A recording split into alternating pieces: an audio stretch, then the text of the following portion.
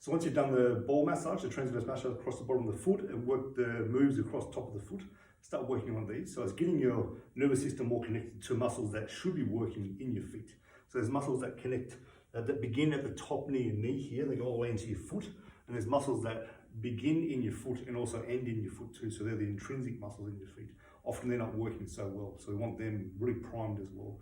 So these exercises to help you get connected to those. So the first one, I'm opening my big toe, either with your finger, so it goes away from the other toes, or you can pivot sort of on your big toe so you can open it that way. Often big toes live like that, so they kind of start to dive there. It comes from a knee that's coming in a little bit, the foot then rolls in this way, then to get over the foot, the toe has to do this position. So that can be changed quite a bit. So we want this open first, so your body gets used to opening there. So this first ray here is a straight line through here, so this bone into the toe. And all you're doing, putting your awareness to your big toe, can you lift your big toes only? And if you can't, you practice till you can. You just put your awareness there, even just trying to do it is sending the neural signal there. So if you can do it, we aim for 5. Then the next part is then opening and closing your toes. So I'm opening, then closing, opening, closing. So I'm doing this with my fingers too, so you see what I'm doing. And that's getting the intrinsic muscles in your feet to open and close there. What we try to avoid is lifting, then opening. So keeping your toes on the ground, opening and closing that way. It'll feel awkward when you first start, it's meant to. And if you can't do it, it means that you practice till you can. And from here, you're lifting your little toes, keeping the big toe on the ground, and then changing, lifting the big toe, and you're putting weight through the outer edge of your foot. So weight goes more through the middle edge of the foot as you lift the little toes now. Weight through the outer edge, lifting the big toe. Keeping the other toes on the floor.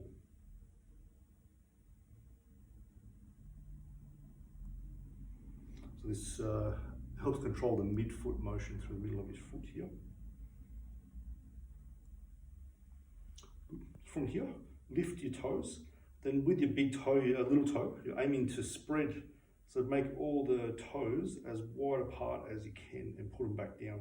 So when I make it wide, I'm aiming also to make the bones here also gap wide. It's not just the toes, it's actually spreading through here too. So lift up, little toe, next toe, try to keep it as wide as you can. It's like you're trying to make your foot really wide through here. Go again.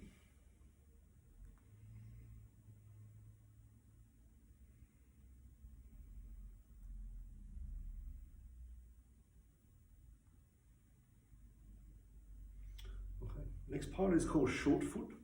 So we're making the space from this knuckle, this big toe to my heel, we're making that shorter. That's pretty much all it is. So I'm focusing on using this section to come closer together as if there was something like a prick under my foot here, and I'm trying to lift my foot off the pricking sensation here. What it's not is gripping with your toes and letting this come off the ground. So I have shortened here, but I'm using different muscles here. So when I make this point here only, and this point short, small motion, I'm getting the tibialis posterior muscle which comes down through here and lifts that arch. I'm getting that part working. So you're just practicing getting the short foot. So your toes are aimed to be quite relaxed.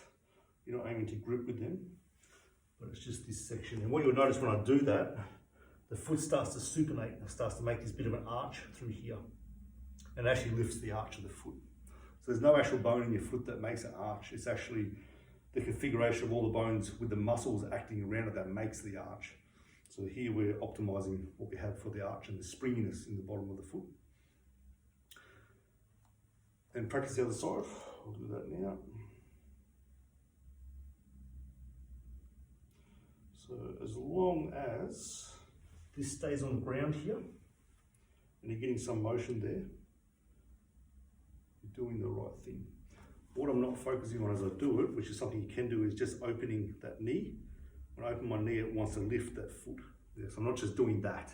There's actual muscle control, contraction going through here to get that to lift. Then from here, once you get that, it may take a couple of weeks to get properly. That's totally fine. Once you get it online in your body, you've got the access to it.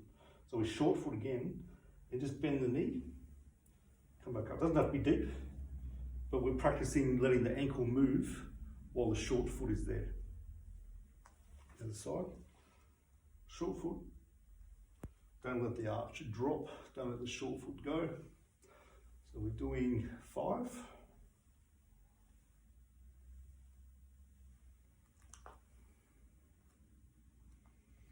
Next part, open your feet, open your toes I should say. So get them open again. And we're coming up 5 seconds up, 5 second hold, 5 seconds down. So it's a double calf raise.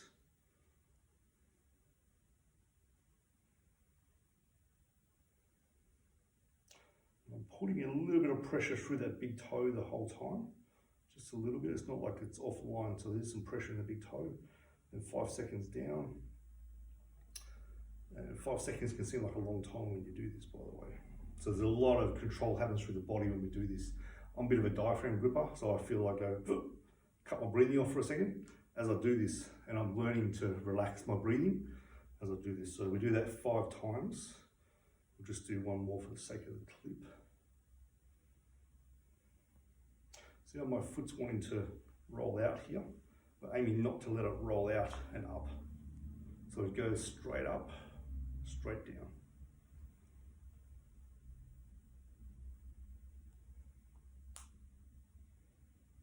This is actually a good one to do in the shower. A lot of control, so I'm relaxing my body from the head down now. Slowly back down. I feel my muscles in my feet working pretty well right now.